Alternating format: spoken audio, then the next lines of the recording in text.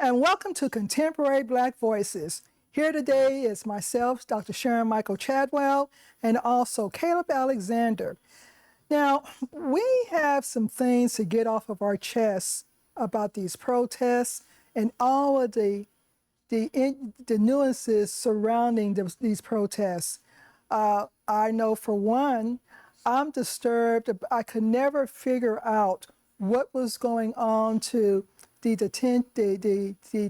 detention of immigrants who go to the immigration courts, and then they're getting picked up and for the detention centers and then deported.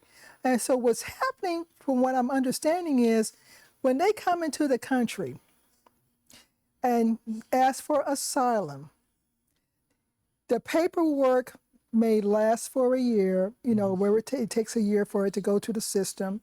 And then, or it may not have been filed correctly. And so they have to go to court to get their paperwork corrected, or they go before the judge and the judge determines whether or not the asylum is granted to them, or they have permission to stay in the country. But what's happening is that there's these judges in these immigration courts who deny their requests. And so as these people are leaving the courtroom, the ICE agents are already at the elevator waiting on them. So they're getting picked up right outside the courtroom, because again, it didn't make sense to me that how do you go into a courtroom and take somebody to a detention center? Well, it's not happening directly in the courtroom. And if someone knows differently, please put the comment in there. This is just from what I'm understanding. It's happening after their request has been denied, and the ICE agents are waiting for them outside by the elevator or outside by the door. That's an issue. I mentioned during our hot topics that a lot of families are being broken up. Mm-hmm. And if they have small kids, and if they don't have anybody in the United States to care for these kids, they're going into foster care. But I read an article the other day that these kids are also being detained and deported. And one child was at least 1 year old. And they have to go to court.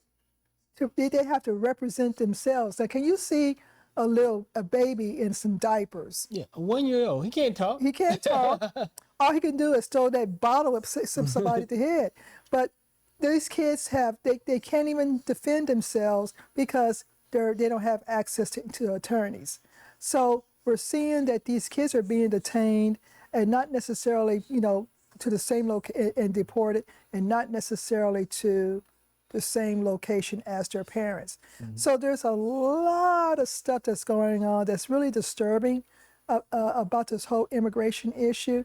And I always, I'll stand on my argument that a lot of the situation about the undocumented workers coming into the United States, it only happened is because the large landowners and corporations that had the hands-on work did not want to pay American citizens a living wage and opted to pay a lower wage. And so that motivated these families to come into the United States. I don't blame them. Mm-hmm. I don't blame them, because for whatever reason, we're not going to be paid. If I was being paid $20 an hour, I'm not going to be paid less than that. So these other people came in and took those jobs. Ventura, California, which is kind of the heartland for this country being fed. And ICE agents are around the farmlands there. Now, interesting enough, your boy Trump says, well, I did not mean for the ICE agents to go to the farms and to the hotels. Well, why do you think he said he didn't want the ICE agents at the hotels? Because he has hotels. Right. His workers are being pulled now. So there's a lot of stuff that's going on, but I really want to hear what you got to say about this whole situation. So, I mean, I think first off, I just want to say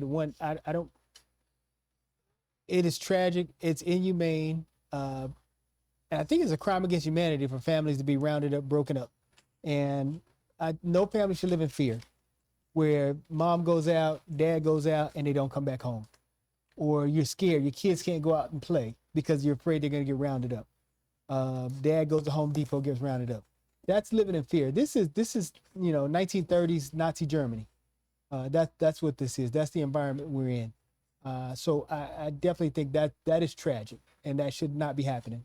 The other thing is, I think it's very illegal. It's highly illegal. Military is not law enforcement. They have no powers of arrest. And so the deployment of 700 combat Marines into an urban environment, that's throwing gas on a fire. And then the federalizing of the California National Guard. So Trump escalated the situation greatly. And the governor of California, the mayor of the city of Los Angeles, they're all saying, we didn't ask for it. We don't need you. We have this under control. Los Angeles has one of the largest, probably the largest or second largest police force on the planet. And they didn't ask for this. On a human scale, I think there's so much to be said. One, we all know what happened this past election. We all know 47% of Latinos voted for Trump. In swing states like Texas, Nevada, Pennsylvania, Florida, Arizona, well, Florida's not a swing state, but states like Arizona, Nevada, Texas, they voted for Trump in much higher margins than that. The Latino community needs to have a conversation amongst itself. And so I think we're all sitting here saying, we told you what was going to happen, and still you voted for Trump. Trump told you what he was going to do. They had a whole book called Project 2025. They have an entire, not only did he tell you out of his mouth repeatedly what he was going to do, and all the people around him told you what they were going to do, they wrote it down for you to read. And it was all over the internet what they were going to do. When Trump first came down his golden escalator years ago, he called all Latinos drug dealers and rapists. It's not a secret how he feels, but there was this idea in the community that he's not talking about me. He's not talking about us. He's not talking about us. And people think that they have assimilated into this country. So despite how you view yourself, that is not how they view you. If you have a Latino surname, they lump you all together. And this is an enormous wake-up call for that community. You know what I mean? And so I definitely hope that, this is a tragedy, and I hope it ends. But in order to make it end, we all definitely realistically need to come together and vote together to end this madness in the midterms. That's the way we stop this. And even there is an Asian scholar here in the United States. He was even telling the Asian community, they said, look, you wouldn't be here if it weren't for Black folks and Black people's involvement in civil rights. Absolutely. You would not be here. Absolutely. And you really need to rethink of your relationship with that community. Absolutely. And so, let's just go ahead and throw a few on the fire. Let's talk about the Black folks who voted for Trump. Now, it's evident that Tim Scott got used and burnt. It's evident that the Secretary of Housing is being used and burnt. And so even though we do have Blacks who voted for Trump, a lot of them saying because they made money off of him, all money is not good money. No. And the whole thing is one or two Blacks who make money and do well it's not sustainable.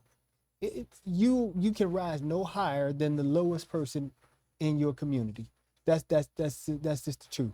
And so your prosperity doesn't depend on support from a broad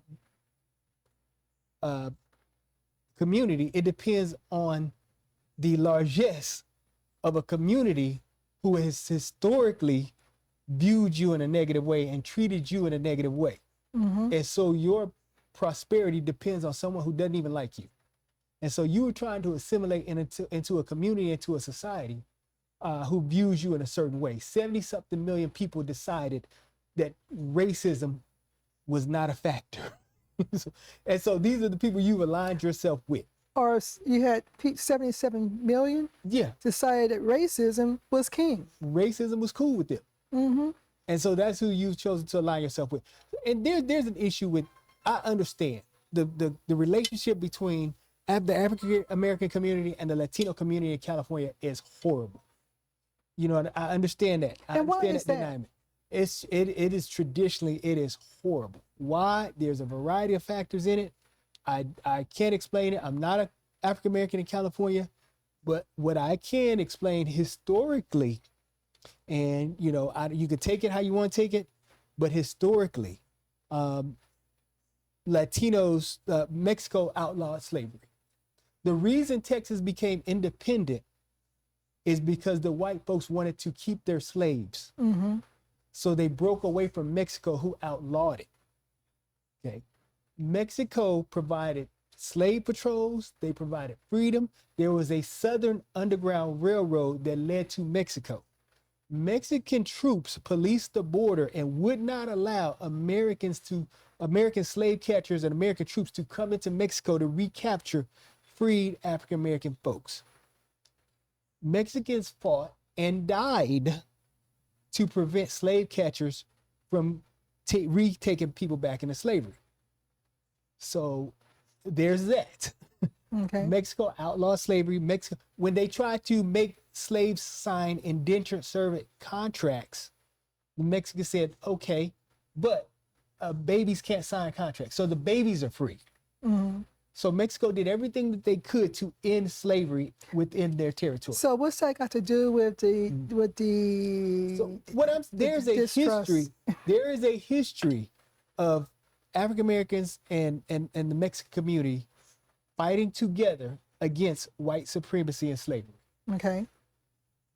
That history needs to be revisited. It needs to be learned about. It needs to be taught, and we need to understand that there is a coalition, a historical coalition that makes us all prosperous and free when we work together. Yes. Okay. And so that's my thing. A lot of this what's going on today are ill-informed and just downright ignorant folks who align themselves with their own community and their own prejudices, and those things need to be overcome. And they need to understand that we are better as a people, as a country, as a society when we work together. Because white supremacy is something that affects all of us. And you can see it right now in what they're doing across this country. So how long do you think these protests going to last? Do we have the stamina to let it all hang out? That's not us. I mean, and so, Well, the reason I'm saying us, right. because I think eventually we may step in and protest as well. You know, how long can we sit it out? How long can Hispanic community keep it going? And so you have, irresistible force against an immovable object. And so is Trump and MAGA going to stop the deportation? No. And so is the Latino community going to be strong enough to fight against that, to continue to resist? They're seeing people in their community broken up. They're seeing this inhumanity. They're seeing families. They're seeing children. They're a community that's living in fear, that's on edge. Are they going to be able to sustain it? Can they sustain it? Should they sustain it? Definitely. We sustained our civil rights movement until we saw concrete changes within the legal system. Okay. They're going to have to do the same thing. There's going to be dark days. We had some really dark days during the civil rights movement. We lost a lot of people.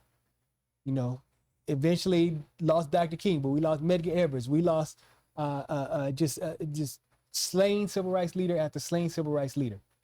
You know what I mean? And so there was Emmett Till. There were some really dark moments that we went through all throughout this country. They're going to have some dark moments. Okay. They're going to have to sustain their effort, and they're going to have to fight like we fought I wish they would have joined us at the ballot box in November, and perhaps this would have been different. Well, I know this would have been different. We would not be going through this. 47% of them did not join us at the ballot box. So they're going to have to come together. They're going to have a come to Jesus meeting with their own community and decide on some things and decide what they want to do going forward at the ballot box. But until then, they're going to have to find the courage and the stamina to sustain this movement. It was on us, 1960s. We fought, and the soul of America and the America that we wanted, we buried that. We got washed by fire. I don't know if you understand a high pressure hose, but it tears the skin off the body. Getting bit by German shepherds, getting beat by police batons. It was a lot of blood we left in the street and a lot of bodies. So they're gonna have to. This is their moment. This is their time, and they're going to have to pick up this fight. And they're going to have to fight for the soul of America and what kind of country that we are going to be going forward. It's their time. We did it. We didn't have the numbers they had. Right now, we're still 40 million people. Back then, we weren't even 40 million people, and we sustained this fight. They're 80 million. So they have the numbers. They're gonna have to fight. And see, one of the reasons why, there's always a question, well, where are the black folks? Where are the black folks? Why aren't they out here? What you have to understand is this: we have fought, we have marched all the way up to November in 2024, and we marched it to the ballot box. But historically, we have fought civil rights. We have fought. That was our protest. We fought, and now we're resting because we already know that somewhere down the line, they're going to be coming for us. So we're resting up for that fight. We got to be prepared. We're preparing ourselves for a fight that we don't know what it's going to look like, but we got to prepare ourselves. So we understand the concern, but there's going to be some other stuff down the line that's strictly about us. So these protests, yes, I have concerns. The inhumane treatment of people is wrong. I'm upset at the white evangelicals. I'm upset at them because this is not Christ-like behavior. This is not Christ-like. It's almost like the slave Bible, where in the slave Bible, there are several chapters missing in that Bible, and there are several verses from the chapters that they included missing. Okay, and so if you kind of put in that mindset that these white evangelicals, Christians, that they have a modified Bible on the treatment that deals with the treatment of other people who don't look like them, and we're seeing it in action now. Yeah, no, yeah. We're sitting this one out. You know what I mean? We're sitting this one out. We're exhausted. We're tired. We're recovering from an election, and there's a level of betrayal. Again, we thought there was an alignment, and it turned out that 47% were not aligned with us, and it turned out that again we keep sticking our neck out there with this promise of these various coalitions, only to get burned. And so we're licking our wounds right now, and so we passed the mantle on. It's 80 million of you guys, and you are in every aspect of society, and a powerful economic bloc.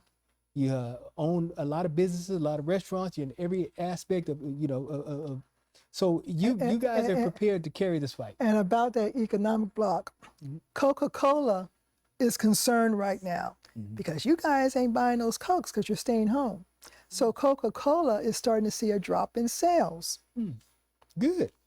They need to keep on going. So those CEOs of these major corporations where they have minority dollars feeding through it, really gonna need to think about what they can do.